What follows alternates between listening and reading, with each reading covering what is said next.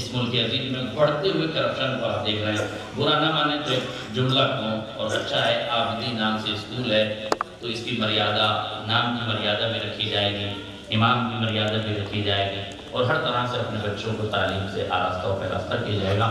ورنہ اس کرپشن کے دور میں مجھے ایک چھوٹا سا قصہ یاد آتا ہے. ایک پرنسپل نے فوٹوگرافر کو بلایا کہ بچوں کی پاسپورٹ سائز کی فوٹو کتنی ہے، کتنے پیسے لوگے؟ اس نے کہا سر پرتی بچہ 20 روپے لوں گا. تو انہوں نے کہا کہ نہیں 20 روپے تو زیادہ ہیں. کہا سر آپ بتائیے. کہا 10 روپے میں. کہا ٹھیک ہے. پرنسپل صاحب نے 20 روپے میں 10 روپے میں طے کر لیا. کلاس ٹیچر کو بلا کے کہا کہ کل بچوں سے کہنا کہ 50 روپے لے کر آئیں، ان کے فوٹو کھینچیں گے. 10 میں ڈیل ہوئی ہے، 20 معاملات طے ہوا ہے. کلاس ٹیچر سے کہا گیا، نہیں کلاس ٹیچر سے کہا کہ 20 روپے لے کر آئیں. کلاس ٹیچر نے بچوں سے کہا کہ 100 روپے لے کر آنا. بچے نے گھر جا کے اماں سے کہا کہ 150 روپے منگا رہے ہیں. اماں نے شوہر سے کہا کہ اسکول میں 200 روپے منگا رہے ہیں. آپ مجھے بتائیے ماں کی کہوالے سے اسکول کی کہوالے تک جب پورا سماج کرپٹ اور بھرشٹاچار میں لت پت ہوگا تو حشر کیا ہوگا؟ اس سماج میں آپ امید کرتے ہیں کہ آپ کو بغیر محنت کی کچھ مل جائے گا؟ جب اور یہ بھی یاد رکھیے گا المیہ ہیں اور اس دور کی حالات ہمیں بہت اچھے سے سمجھاتے رکھتے ہیں. حرام کی اکٹھا کی ہوئی دولت اور بنایا ہوا ایمپائر ہائیڈنبرگ کی 2 سال کی رپورٹ سے جس آدمی کا نمبر تیسرے پائیدان پہ تھا وہ لسٹ سے باہر ہو چکا ہے. اس کا مطلب ہے کہ حرام کی دولت انسان جمع تو کر سکتا ہے مگر اسے چند دن رکھ نہیں سکتا. ایک جملہ کہہ دوں آپ اگر سمجھدار ہو گئے، قرآن کی آیت میں یتلقى المتلقیان عن الیمین والشمال قعید ما یلفظ من قول الا لدیہ رقیب عتید. رقیب عتید، یہ جو 2 فرشتے خدا نے بٹھائے ہیں، 2 فرشتے زندگی کا نام اعمال لکھنے کے لیے بٹھائے ہیں. اب بتائیے ہائیڈنبرگ کی 2 سال کی رپورٹ اگر ایک آدمی کو برباد کر دیتی ہے تو ایک آدمی کے اوپر یہ 2 ہائیڈنبرگ کے جو ریسرچ اسکالر بیٹھے ہیں، جب یہ ہمارا نام اعمال دکھائیں گے تو ہمارا حشر کیا ہوگا؟ ہماری زندگی برباد ہو جائے گی. اور اس زندگی کے برباد کرنے کا اللہ دیکھیے، ماں باپ اللہ کی رحمت کا عنوان ہے. ماں باپ اللہ کی رحمت کا عنوان ہے. ماں باپ کے پیار سے اللہ کا پیار سمجھ میں آتا ہے. اولاد انسان کے لیے سب سے بڑی دولت ہے. اگر یقین نہ ہو تو جس کے پاس اولاد ہے وہ کبھی ان لوگوں سے پوچھے جو اولاد کے لیے پریشان ہیں. کون سا ڈاکٹر نہیں دیکھ رہے ہیں، کون سا حکیم نہیں جا رہے ہیں، کون سا آڑا شاڑا کاڑا نہیں دیکھ رہے ہیں، کون سا تعویذ گنڈا نہیں کر رہے ہیں. جس نے جہاں بتا دیا، کسی نے درخت کے پاس بھیجا تو وہاں چلے گئے، کسی نے پانی پینے کو کہا تو وہاں چلے گئے، کسی نے کاغذ کے لیے کہا تو وہاں. جس کو جہاں بھیج دیا، چونکہ ایک بھوک ہے، ایک تمنا ہے کہ اولاد مل جائے. اس تمنا کی تکمیل کے لیے جہاں جانا پڑے جائے. تو جو پریشان ہیں اولاد کی، ان سے پوچھو کہ قیمت اولاد کیا ہے. یہ اولاد تمہارے پاس نعمت ہے، اور جن کے رتبے ہیں سوا ان کو سوا مشکل ہے. جن کے پاس اللہ نے جتنی نعمتیں دی ہیں ان سے سوال بھی اسی نعمت کے اعتبار سے ہوگا. اگر اللہ نے آپ کو ایک بیٹا دیا ہے تو سوال ایک بیٹے کے بارے میں ہوگا. اگر 2 بیٹے دیے ہیں تو 2 بیٹوں کے بارے میں سوال ہوگا. جتنی آپ کو اولاد دی ہے قدرت نے، یہ اس کا کرم ہے کہ اس نے تمہیں اس لائق سمجھا کہ تمہاری جھولی بھر جائے، تمہارے شجرے تمنا پر ایک خوشبودار پھول آ جائے. تو تمہاری ذمہ داری ہے کہ اس پھول کی حفاظت کرنا. جب یہ پھول تمہارے ہاتھوں میں آتا ہے تو ایک مالی سے پوچھیے کہ پھول کی نگرانی میں اسے کتنی محنتیں مشقتیں کرنا پڑتی ہیں. پھر اس پھول کے اندر جب یہ جوان ہو جاتا ہے، پھل جاتا ہے، بڑھ جاتا ہے، تو اس کا کمال یہ ہے کہ وہ جس فضا میں جاتا ہے اس کو معطر کر دیتا ہے، خوشبودار بنا دیتا ہے. انتہا یہ ہے کہ اگر فضاؤں سے ہٹا کر ایک رومال میں باندھ دیا جائے، مقید کر دیا جائے، تب بھی پھول کے جسم کو قید کیا جا سکتا ہے، اس کے وجود میں بسی ہوئی خوشبو کو قید نہیں کیا جا سکتا. جب آپ پھول کو رومال سے ہٹا کے دیکھیں گے تو اپنے اس پھول نے اس رومال میں اثر چھوڑ دیا ہوگا اور اس میں بھی خوشبو پیدا ہو گئی ہوگی. اس پھول کو تو مقید کیا گیا تھا، مگر جن کے پاس کمال ہوتا ہے وہ قید خانے میں بھی اپنے کمال کے جلوے بکھیر دیتے ہیں۔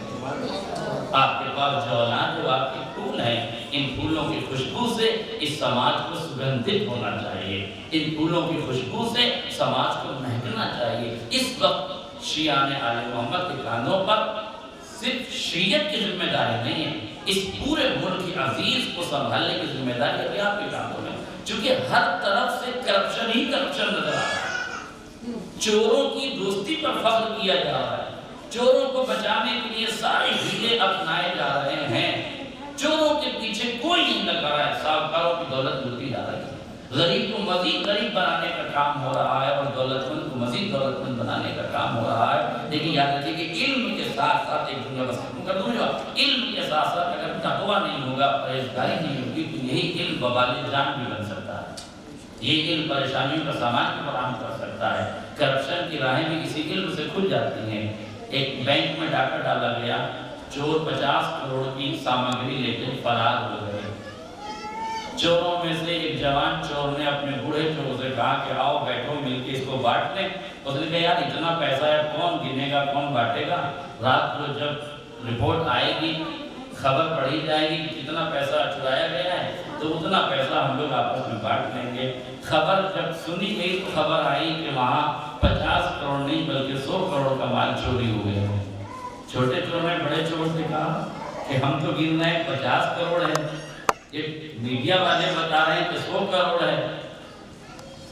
کہا ہم نے اتنی محنت کی، ہمیں 50 کروڑ، یہ کہہ رہا ہے 100 کروڑ۔ تو کہا اس بوڑھے چور نے کہ جہالت کے اسلحوں سے جتنی محنت کر کے یہ پیسہ ہم نے کمایا تھا، علم کے فریب نے لمحوں میں اتنی دولت سمیٹ دی۔ مینیجر نے کہا مال تو چوری ہو گیا، 50 کروڑ اس میں سے ہم بانٹتے ہیں اور پولیس کو 100 کروڑ کی چوری بتا دیتے ہیں۔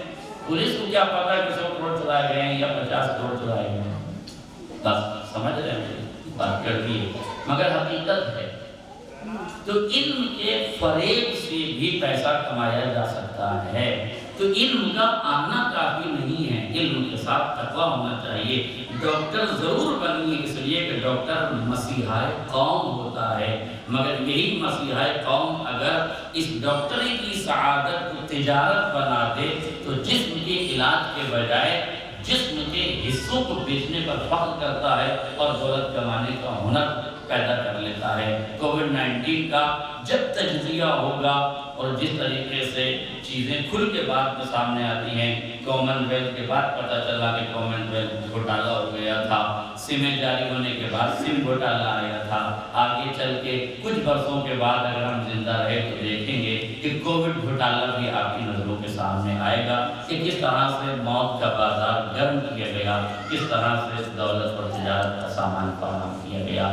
اس چکا چوند دنیا میں، اس دور میں جہاں ہر طرف برائی، بدعمالی، بدکرداری پھیلی ہوئی ہے، ایسے سماج اور معاشرے میں ہمیں اپنے بچوں کو بچانا ہے۔ بچوں کو بچانے کے لیے آپ کو اپنے بچوں کی تعلیم کا بھرپور خیال رکھنا ہے۔ اگر وہ ابھی مجھے یاد آتا ہے ایک IAS آفیسر کے بارے میں اس کا انٹرویو ہو رہا تھا، اس سے پوچھا کہ تم کتنا IAS آفیسر تم کیسے بن گئے؟ دیکھیے وہ IAS آفیسر بہار کی علامت سرزمین سے تھا، مجھے بالکل بالضبط یاد نہیں ہے۔ اس کی ماں دوسروں کے گھروں میں برتن مانجتی تھی، اس کا باپ رکشہ چلاتا تھا، یعنی ماں بھی ایجوکیٹ نہیں تھی، باپ بھی پڑھا لکھا نہیں تھا، ماں بھی پڑھی لکھی نہیں تھی۔ پھر اس سے پوچھا کہ بھائی جب تیری ماں بھی پڑھی ہوئی نہیں ہے، باپ بھی پڑھا ہوا نہیں ہے، تو IAS آفیسر کیسے بن گیا؟ اس نے کہا کہ جب میں پڑھنے بیٹھتا تھا تو رات کے 2 بجے تک میرا باپ میرے ساتھ بیٹھا رہتا تھا، سوتا نہیں تھا اور مجھے موٹیویٹ کیا کرتا تھا۔ میں پڑھ رہا ہوں تو کبھی مجھے پانی لا کے دے رہا ہے، کبھی مجھے دودھ لا کے دے رہا ہے، کبھی میرے سر کو سہلا رہا ہے، اور 2 بجے تک میری ماں سوتی تھی۔ 2 بجے کے بعد میری ماں اٹھتی تھی اور صبح 5 بجے تک 7 بجے تک جب میں پڑھتا رہتا تھا تو میری ماں میرے پاس بیٹھی رہتی تھی، کبھی میرے لیے چائے بناتی تھی، کبھی میرے لیے پانی لے کر آتی تھی، کبھی میرا سر سہلاتی تھی، شفقت اور محبت کا عنوان قائم کرتی تھی۔ میرے سکسیس کے پیچھے میرے ماں باپ کا یہ حال ہے۔ اس کا مطلب ہے کہ وہی بچے، اگر آپ چاہتے ہیں دیکھیے کہ آپ کے بچے کچھ بن جائیں تو آپ کو محنت کرنا پڑے گا، آپ کو تیار کرنا پڑے گا اپنے آپ کو۔ جب تک آپ تیار نہیں ہوں گے، جتنے علماء کے آپ واقعات پڑھیں گے، جتنے علماء کے بارے میں سنیں گے، ان کے سب کے پیچھے علم کا راز آپ پڑھیں گے۔ ان کی مائیں جب بچوں کو دودھ پلاتی تھی تو وضو کر کے پلاتی تھی، باطہارت ہو کے پلاتی تھی۔ آج طہارت و نجاست کو کوئی اعتبار ہی نہیں کرتے۔ اس لیے بہت زیادہ میں باتیں نہیں کرنا چاہتا، آپ ان باتوں کو سمجھتی اور آپ ان باتوں کو سمجھ رہے ہیں کہ میں کیا عرض کرنا چاہ رہا ہوں۔ ماں کے بدن سے ہی تعلیم کا آغاز ہو جاتا ہے۔ غلط فہمی ہے کہ ہم بچہ جب پیدا ہوگا پھر اچھے اسکول ڈھونڈیں گے، پھر اس کے بعد اس کا داخلہ کریں گے، نہیں، تعلیم کا آغاز۔ میں ایک ریسرچ آپ کو بتانا چاہتا ہوں، اس کیلیفورنیا کے بچوں کا اور اسرائیل کے بچوں کا ٹیسٹ لیا گیا تو مینٹلٹی اور ذہنیت کے اعتبار سے کیلیفورنیا کے 12 سال کے بچے کا جو دماغ تھا وہ اسرائیل کے 6 سال کے بچے کا دماغ تھا۔ سوال یہ ہوا کہ ایسا کیوں ہوا؟ تو کہا کہ ان کے یہاں ان کا یہودیوں کا یہ خیال ہے کہ ہمارے یہاں جب ایک بچہ پیدا ہونے والا ہوتا ہے تو ہم یہ کہتے ہیں کہ یہ لیڈر بن کر آ رہا ہے، یہ دنیا پہ راج کرنے کے لیے آیا ہے، اس لیے ہم انعقاد نطفہ سے اس کے وجود کے نقطۂ اولیٰ سے ہم ماں کی تربیت شروع کر دیتے ہیں، اسے بہترین انوائرمنٹ پہ رکھتے ہیں، اس کے بہترین خیال رکھتے ہیں، اس کے غذا کا خیال، اس کے کھانے پینے کا خیال۔ اس کے بعد جب وہ کہتے ہیں جب وہ 6، 7، 8 مہینے کی بات آتی ہے تو اس وقت پریگنینسی کی اس پیریڈ میں وہ عورتیں میتھ کے ہارڈ کوشچن سولو کرتی ہیں، ذہنی کام کرتے ہیں۔